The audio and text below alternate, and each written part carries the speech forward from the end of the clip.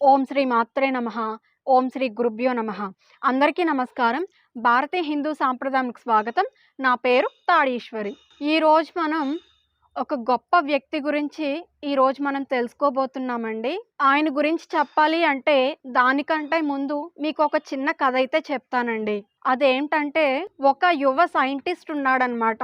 ఆ యువ సైంటిస్టు ఒక రాకెట్ సెంటర్‌లో పనిచేస్తున్నాడనమాట. ఆ యువ సైంటిస్టు తుంబా అనేటటువంటి ఊరో ఏదో నాకు సరిగ్గా గుర్తులేదు కానీ, ఆ ఊరికి అప్పుడే కొత్తగా ఆ రాకెట్ సెంటర్‌లో పని చేయడానికి వచ్చాడనమాట. అయితే ఇతనికి ఆ రాకెట్ సెంటర్‌కి వెళ్ళడానికి దారి తెలియకపోతే, ఆ పక్కన అతనికి దగ్గరలో ఒక సముద్రం ఉంది. ఆ సముద్రం దగ్గర ఒక కుర్చీ వేసుకొని ఒక ముసలాయన భాగవతం గ్రంథాన్ని చదువుకుంటూ ఉన్నారనమాట. ఆ యువ సైంటిస్టు ఈ పెద్దాయన దగ్గరికి వెళ్ళి రాకెట్ సెంటర్‌కి ఎలా వెళ్ళాలి అని అడగకుండా ఏమన్నాడంటే, ఫూల్సే ఇటువంటివి చదువుతారు. ఇంత గొప్ప సైన్సు, ఇంత గొప్ప టెక్నాలజీ ఉంది. ఇంత గొప్ప సైన్స్ అభివృద్ధి చెందింది. ఇంకా ఈ భాగవత, ఈ రామాయణ, ఈ గ్రంథాలు చదవడం ఏంటి ఫూలిష్‌గా? ఇటువంటి గ్రంథాలు చదివే వాళ్ళందరూ మూర్ఖులవుతారు. మూఢనమ్మకాలతో బ్రతికేస్తారు. మాలాంటి గొప్ప సైంటిస్టులు ఎన్నో అద్భుతాలను సృష్టిస్తూ ఉంటారు. మీలాంటి మూర్ఖులు మాత్రం ఇంకా అజ్ఞానంతో ఇంకా అక్కడే ఉండిపోయారు అని చెప్పి ఆ యువ సైంటిస్టు ఆ పెద్దాయనతో అన్నారనమాట. అలా అన్న తర్వాత ఆ పెద్దాయన, "నువ్వెవరు? ఇక్కడికెందుకొచ్చావు?" అని అడిగారనమాట. "నేను ఇలా పలానా సైంటిస్ట్, పలానా రాకెట్ సెంటర్‌లో పనిచేయడానికి నేనిక్కడికొచ్చాను. నాకు దారి తెలియలేదు" అని చెప్పాడనమాట. ఆ పెద్దాయన, "ఆ రాకెట్ సెంటర్ నాకు తెలుసు. రా నేను తీసుకువెళ్తాను" అని చెప్పి ఆయన కారు ఎక్కించుకొని తీసుకొని వెళ్లారనమాట.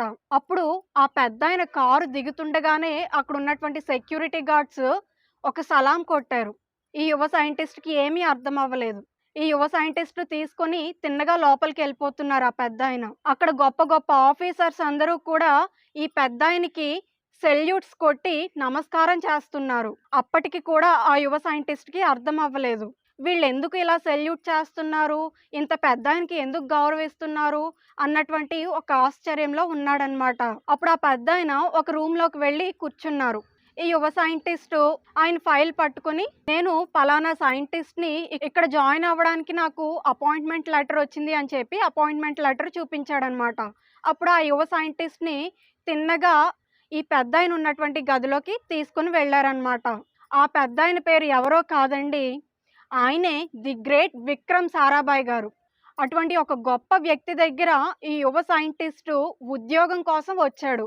అప్పుడు ఆ విక్రమ్ సారాభాయ్ గారు అక్కడ సముద్రంలో సమాధానం చెప్పకుండా ఇక్కడ తిన్నగా ఆయన ఒక ఆఫీసర్ హోదాలో ఉండి అప్పుడు ఆ యువ సైంటిస్ట్‌కి ఏం చెప్పారో తెలుసా అండి? "సైన్స్ అంటే ఏంటి?" అని అడిగారు. సైన్స్ అంటే సృష్టించడం, కనిపెట్టడం అని ఆ యువ సైంటిస్ట్ చెప్పాడనమాట. అప్పుడు విక్రమ్ సారాభాయ్ గారు ఏమని చెప్పారంటే, "ఈ ప్రకృతిని ఎవరు సృష్టించారు? ఇన్ని రకాల చెట్లున్నాయి, ఇన్ని రకాల జంతువులున్నాయి, ఇన్ని రకాల పక్షులున్నాయి. మొత్తం ఈ సృష్టిలో 82,00,000 జీవరాశులున్నాయి. వీటన్నిటిని ఎవరు సృష్టించారు?" అని అడిగారనమాట. ఆ యువ సైంటిస్టు సమాధానం చెప్పలేకపోయాడు. "నాకు తెలీదు" అని చెప్పాడు. అప్పుడు విక్రమ్ సారాభాయ్ గారు అన్నారు, "మనం నీరు హెచ్2ఓ వల్ల నీరు ఏర్పడుతుందని మనం కనుక్కున్నాం. కానీ ఆ నీటిని సృష్టించింది ఎవరు? ఎవరో ఒక వ్యక్తి వీటన్నిటిని సృష్టించి ఉండకపోతే ఇవన్నీ ఏర్పడి ఉండేవి కాదు కదా! కాబట్టి మనం శాస్త్రవేత్తలమే అయితే ఈ సృష్టి మొత్తాన్ని సృష్టించిన అటువంటి గొప్ప శాస్త్రవేత్త ఎవరై ఉండాలి. కాబట్టి ఈ సృష్టి మొత్తాన్ని నడిపించేటటువంటి ఒక గొప్ప శాస్త్రవేత్త అయితే ఉన్నాడు. ఆయనకి నువ్వు ఏ పేరైనా సరే పెట్టుకో. కానీ ఆయన తన శక్తులన్నిటిని ఉపయోగించి ఇంత గొప్ప సృష్టిని ముందుకు నడిపిస్తున్నాడు. మనం కేవలంగా వరి మొక్కకు ఎక్కువ గింజలు వచ్చేటట్టుగా చేయగలం. కానీ అసలు ఆ వరి మొక్కను సృష్టించింది ఎవరు? ఆ వరి మొక్క అంటూ లేకపోతే మనం ఇంకా ఎక్కువ ధాన్యాన్ని పండించేవాళ్ళమా? అసలు మొదలంటూ లేకపోయినట్లయితే అసలు నువ్వెక్కడున్నావు? నేనెక్కడున్నాను? నువ్వు చదువుకున్నటువంటి చదువు ఒకరిని తక్కువ చేసి మాట్లాడడానికి పనికి వచ్చింది.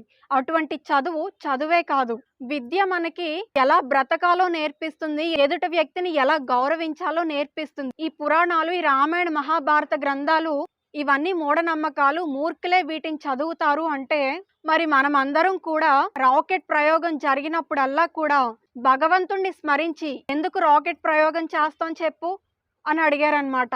నిజంగా కూడా ఇప్పటికి ఇస్రో సైంటిస్టులు, ఇస్రో శాస్త్రవేత్తలు నెల్లూరు జిల్లాలో ఉన్నటువంటి చెంగాళమ్మ తల్లి గుడికి వెళ్ళి, ఆ ప్రయోగం విజయవంతం కావాలి అని చెప్పి, ఆ చెంగాళమ్మ తల్లికి నమస్కారం చేసుకొని, అప్పుడు రాకెట్ ప్రయోగం చేస్తారు. కాబట్టి విక్రమ్ సారాభాయ్ గారు అలా మాట్లాడేటప్పటికి, అతనికి నోటి వెంట ఇంక సమాధానం రాక, ఆయన కాళ్ళ మీద యువ సైంటిస్ట్ పడిపోయాడనమాట. తన తప్పు తెలుసుకొని క్షమాపణలు కోరాడనమాట. కాబట్టి మీరు ప్రపంచంలో ఎదిగినటువంటి ఏ గొప్ప వ్యక్తి చరిత్రైనా సరే చూసుకోండి. భగవంతుడి యొక్క అనుగ్రహం లేకుండా అతను అంత గొప్ప స్థాయికి వెళ్ళడం మాత్రం అది అసాధ్యం అవుతుంది. ఇది విక్రమ్ సారాభాయ్ గారు నిరూపణ చేశారు. ఇప్పటికన్నా సరే ఈ సైన్సే గొప్పది, ఈ పురాణాలు, ఈ వేదాలు ఇవన్నీ మూఢనమ్మకాలు అని కొట్టి పారేయకండి. మన పురాణాల్లో కూడా శాస్త్రవేత్తల కంటే ముందుగానే ఎంతో మందికి శస్త్రచికిత్సలు చేయడం, అలాగే కాలు విరిగిపోయినటువంటి వాళ్ళకి కృత్రిమ కాలును అమర్చడం, విమానంలో తిరగడం ఇటువంటివి ఎన్నో ఉన్నాయి. మనకి రామాయణంలోనే తెలుస్తుంది. రాముడు చిట్ట చివరన పుష్పక విమానంలో అందరినీ తీసుకొని వస్తాడనమాట. అంటే అప్పటి కాలంలోనే విమానం అనేటటువంటి ఒక వాహనం ఉంది అని మనకు అర్థమవుతుంది కదా.